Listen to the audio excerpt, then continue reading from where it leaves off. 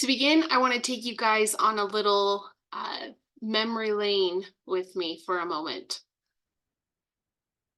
I'm going to share my screen here.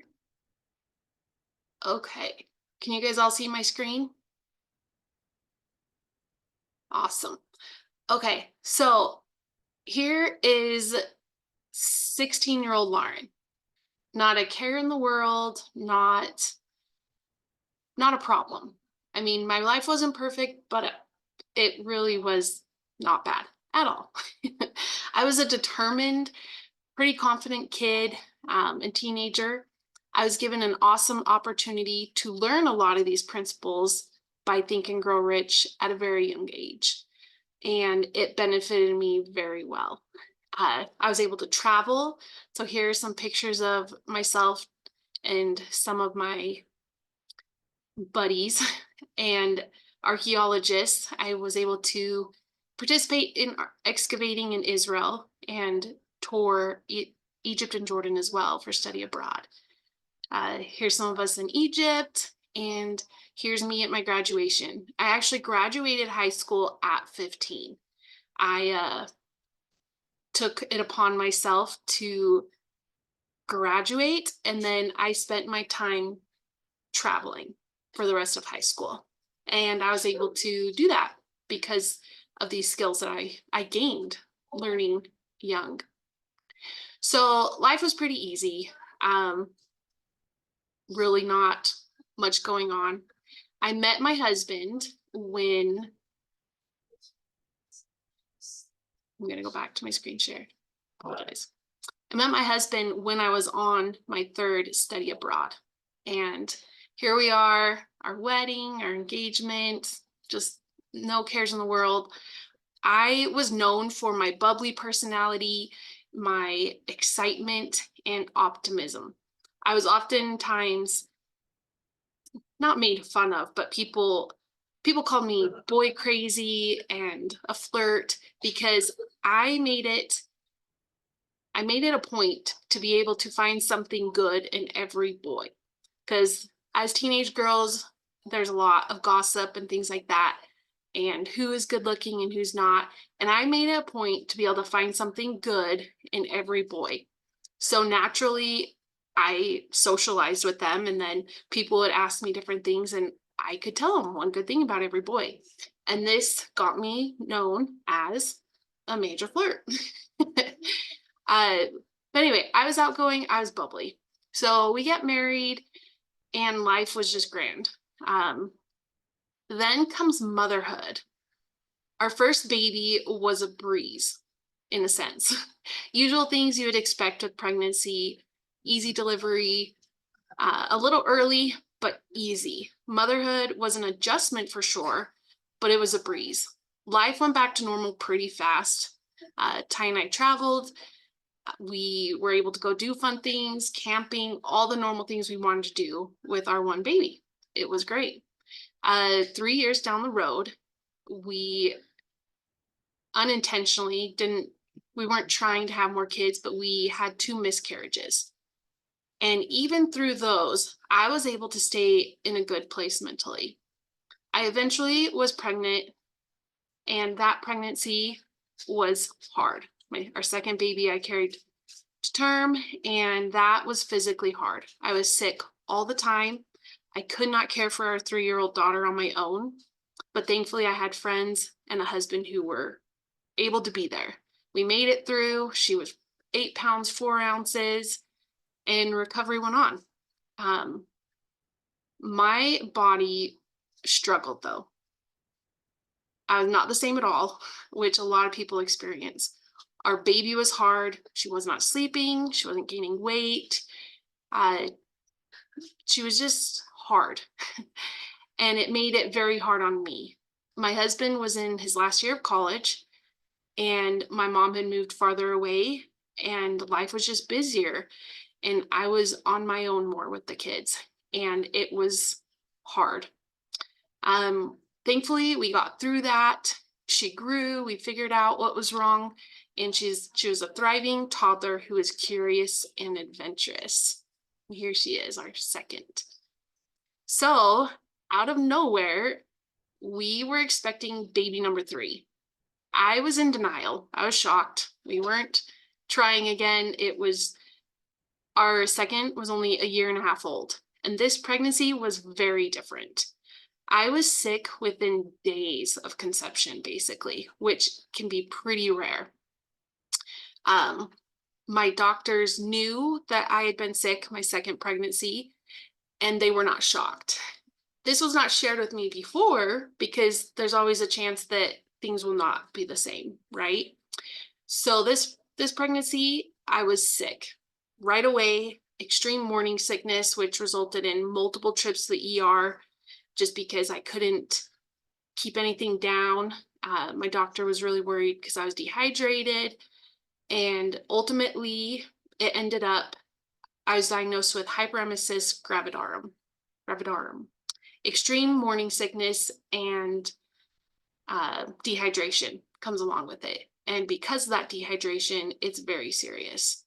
You wouldn't think so, but it was a wake-up call for me. And it was hours a day of nausea and vomiting. And so by week 6, they finally put me on home health. I had an IV in my knuckle because they could not get an IV into any other vein in my body. It was rough. So for the first couple weeks, really, I was hooked up to my IV pole for 7 hours a day. It was hard. Like, I thought it was hard then. And it was. Thankfully, I had people there from the neighborhood who came to help and things like that. When it became evident that this was not going to go away quickly, my sister offered for my girls and I, to come move up with her.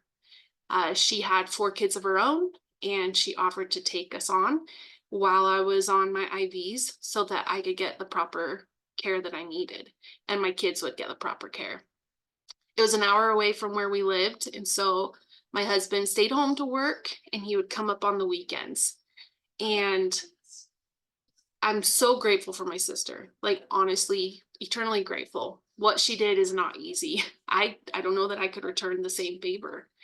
While I had all these blessings in my life, I also was so not healthy in my mind.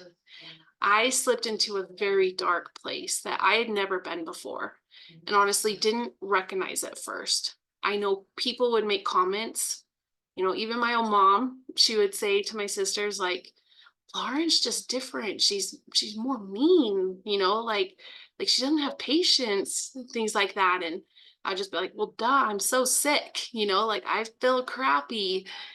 And it was just dark. My thoughts were sad and angry. I was always questioning why do I have to have this sickness? Why is my baby not growing? It was just all these whys, because every week it felt like something new. So the pregnancy was over. She came. She ended up in the NICU, and life was still hard. And she got better, 12 days in the NICU, we got home and things like that. And I just kind of expected life to be back, and it wasn't. And I tried for 2 years to get myself to be back, right? I just thought eventually it would happen, things like that. And finally, I knew I wasn't going to get there on my own, and it was hard. I sought some help, and I'll never forget the day that I sat and wrote down everything from my head onto paper. It was eye-opening, even for myself. And I had honestly never shared any of that with my husband either. So when he heard these things, he didn't even hear these things until we were sitting in the doctor's office. And I handed the paper to my doctor, like, here you go. I don't even want to say it out loud. And he read through it out loud. And it was shocked, because even he had known me for years, since our oldest child was born. We met him in the hospital and kept him as a doctor. And he just looked at me, you know, like I was really good at masking, as they say, just trying to be that person I normally was. But I had lost myself. I didn't know what was up and down. And it was sad and lonely. Um, Thankfully, I sought that help, and medications started to help things get better, but it was better in a sense that I could manage through my day. And, you know, we made it through those times. And thankfully, one day, like, so my husband and I had been talking about starting our own business, and we had some friends who were doing the same. And she said, "You've got to come with me. You've got to come and, you know, come with me to these networking events, meet some awesome people. I think you'll really enjoy it." So I said no a few times just because my confidence was not there. I was like, I'm not ready to go meet people. You know, I don't want to, you know, I don't even know what to say to people right now. Thankfully, she pulled me out eventually. And it was the greatest thing. I ended up meeting some great mentors, and which led to some awesome classes I was able to take. And one night I was sitting there and we were going over mental blocks and why are we not achieving our goals? Why is our business not where we wanted it to be, right? Um, and I came up with everything I could think of, you know, like it, you know, business, or we need people, we need clients, we need this, we need that. And finally, the guy sat down and he looked at me and he said, "What do you have to bring to the table?" And I was like, "What?" Like, I don't know. I don't do graphic and design and build websites like my husband, you know, like I'm going to do the office work. He's like, "Okay, but what value do you have?" And I just sat there. He's like, "Hey, think about it and come back next week. And I want to know what value you're going to bring to the table." And so I went home, thought about it. I didn't know still. So next week he says, "Okay, what value do you have?" And I still couldn't answer him. And he finally said, "You have to find your value. What is inside you? You have it. You have to find it and utilize it in order to move forward. Because your husband can't do it alone. You can't do it alone. If this is the way you're projecting your business, then you have to bring your value to the table." I had skills I was bringing to the table, and that's all I thought I needed, right? Like I knew how to do bookkeeping, I knew how to do all those things. But my value, I was putting into my skills, and it wasn't possible to move forward. And I learned that. I hadn't thought of it before. Um, so along that, I came across Champion Circle, right? And it was amazing meeting these people. I just have to read it from my notes because it's what came to my mind. I said, "Their energy was addicting and healing. And going through the principles and learning these things, it totally changed my trajectory. Not just learning them, but applying them in my life. I'm just as eternally grateful for these people and for Think and Grow Rich to be able to get me to a place where I was healthy again. So using auto suggestion, I was able to rewire my thoughts and ultimately my actions. Every day I sat and thought about what I pictured myself doing and enjoying life, being outside with my girls, doing fun things, specifically alone with them.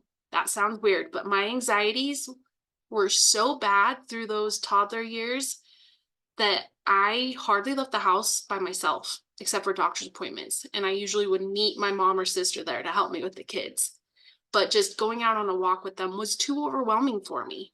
So I sat there and pictured what it was going to be like going and enjoying these things again and not having to have so much control on every little situation. I would picture in my head the situations and events that I was going to be in and go to, how happy my girls were going to be able to go do these things.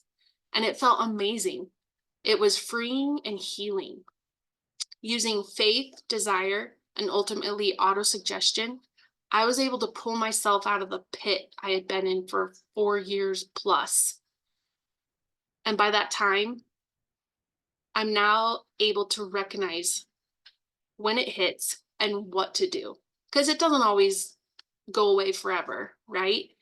But I was able to figure out how to utilize envisioning and autosuggestion, how to train and feed my brain correctly to be able to pull myself out of those dark times. And it's amazing. And so I know that's a heavy topic to share, but I felt like it was really needed. It's doable, and you're not alone. You're not the only person going through it. I wasn't the only person going through it, but I felt like I was. And I just needed that reminder of my value and what I bring to the table. And I needed to be feeding my mind the correct things, because sitting in my pity did no good for me. So as Napoleon Hill teaches, he says, autosuggestion is the agency of control. We get to choose what we feed the gardens of our minds. So our mind is a garden. And this made me think back to when I was 7, 8 years old. I worked in a greenhouse with my grandma, my great aunt, all these old ladies. It was such a fun place. And me and a few of my cousins and my brother were able to go, and we would help with the real physical parts of working in the greenhouse. She was very successful, family-run business. So this process, there's specific process for each kind of plant.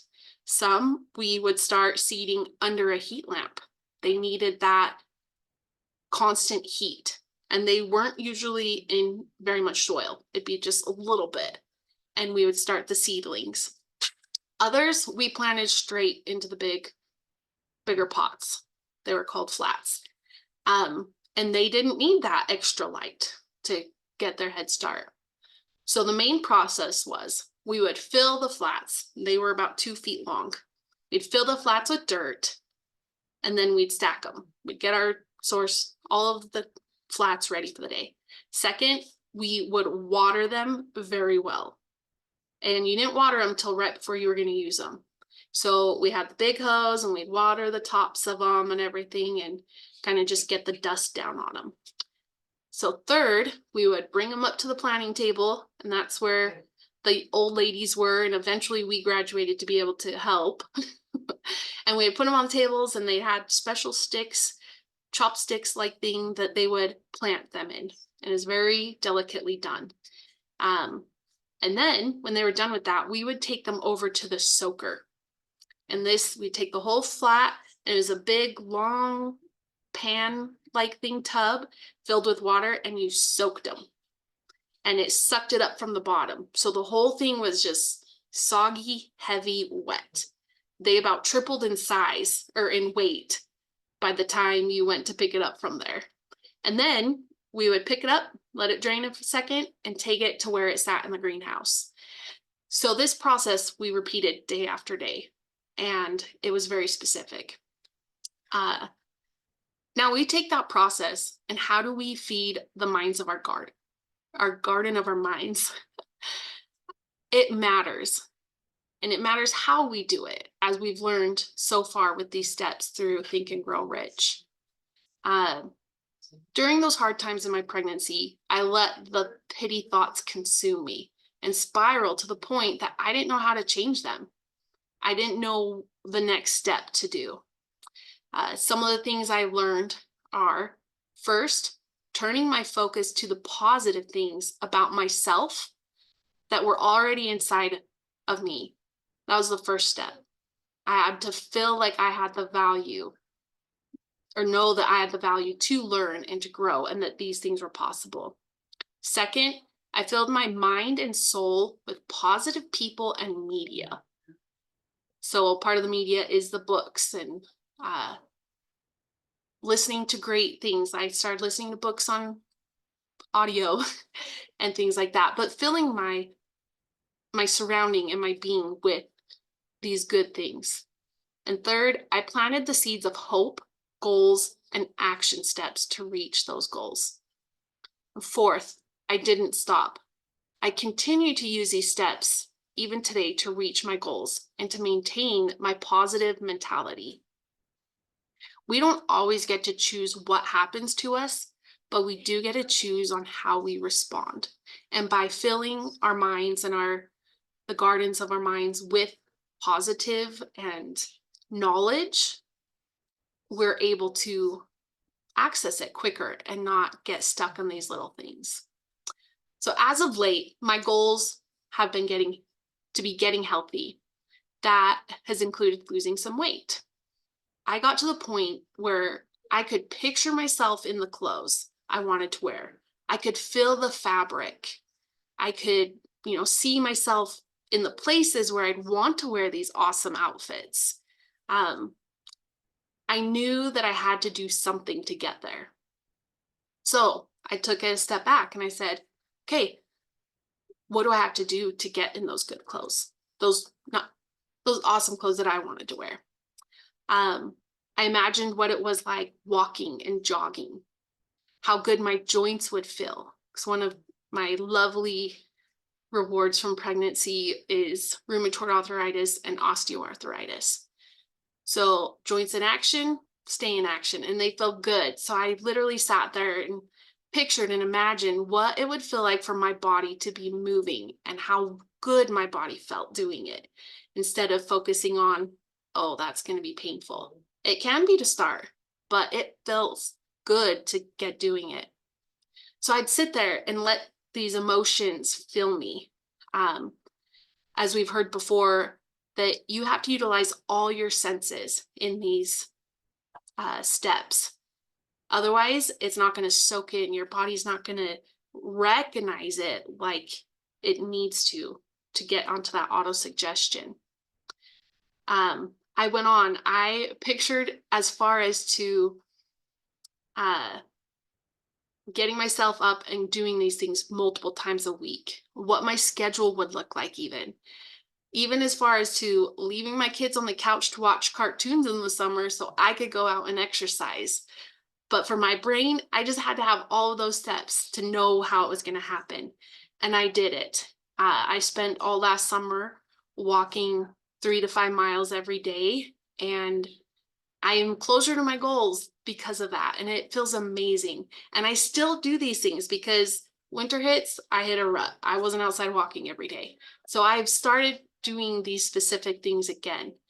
And it's not that I just have one goal at a time that I'm doing it with. You can use this in every area of your life. Some of the other things that I've been utilizing this process in as well is reaching our financial goals, our business goals, and ultimately what we want this life to look like for us and our family. Napoleon Hill says, persistent in the application of these principles is not just giving it a try and deciding, oh, I don't want to do it. Oh, that wasn't as fast as I thought it would be. You have to be persistent because you have to truly believe it and want it to the point where no is not an option. It talks about failure is the individual's fault, not the principles. So if you're not reaching those goals like you want to, then you need to take a step back and see where the missing link is. How do you need to fix that? You want to concentrate and have like a fixation on it. You see it, you feel it. What is it going to be like when you're in possession of it? I dreamt of the days where I could be happy again when I was stuck in that depression. I dreamt of, what is it going to be like going out with my girls again and enjoying an afternoon free and having fun. I dreamt of that. So I knew when I was getting close to that goal, and I knew every step that I was going to reach that goal, the bit of hope that I'd have and feel, because I had already pictured it and I knew what it would feel like. And so that gave me the hope to keep going to actually achieve that. So nowadays, like I said, I'm using these principles to multiply our income, to achieve the dreams that are on our dream board, to go and do fun things, to set goals with my husband and support him in his goals. And I just gonna go back here to my screen. I love pictures, so y'all get to see that. Okay, here we go. So here's my family overcoming these things. This is us now. Um, this picture represents hope to me because this family picture was just in December. I was able to let go of all of my expectations for other people and just be able to be in the moment with my kids. You can see in there, one of my daughters is wearing blue tights with her dress, and nobody wanted to wear the exact same thing I bought them. But I was able to just let it go and let people be. And this is like, you can tell the joy in our faces that each of us feel comfortable and happy. And this is a picture that I'll always cherish because it shows I've reached that spot. Like, I can say I'm truly happy in this pictures. And the day was wonderful with my family. My husband and I helped support him in his goal with one of his jobs that he was able to earn an all paid vacation to cruise Europe. And we made it happen. So here we are in Rome. We're on the Amalfi Coast. We're watching the sunset on the cruise every night. It was amazing. And eating pesto in Cinque Terre, homemade, and watching the beautiful waves hit the rocks and putting my feet in is something. Those memories are core memories for me.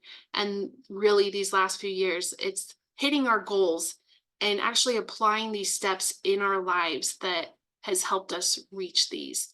And I'm so excited to do it time and time again. Um, there's hope. There's faith. Have faith in yourself. Have faith in your goals.